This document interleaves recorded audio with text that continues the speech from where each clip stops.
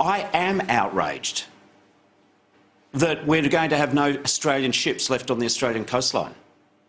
You know, I do think that as an island nation, Australian companies should be using their product on Australian shores when they ship it in Australian ships, or at least crewed by Australian crews. Iron boats have been covering materials in the steel and iron industry, sending it around our coastline for 100 years. I'm a student of history.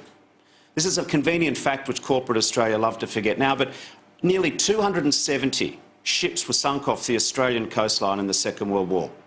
At the start of the Second World War, because we'd privatised our shipping industries and sold it all off, we didn't have enough Australian ships to carry our troops to the Middle East or to carry supplies to Australia.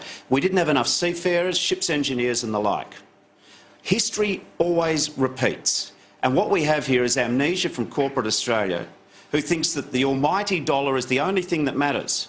Have a look at ecological disasters caused by ships of shame, that is, ships registered in third world countries or in tax havens, crewed, which then break open on the coastlines around the world. Why does corporate Australia and the big end of town think that the next quarter's profits are more important than our environment, more important than Australian jobs, and more important than Australian national security?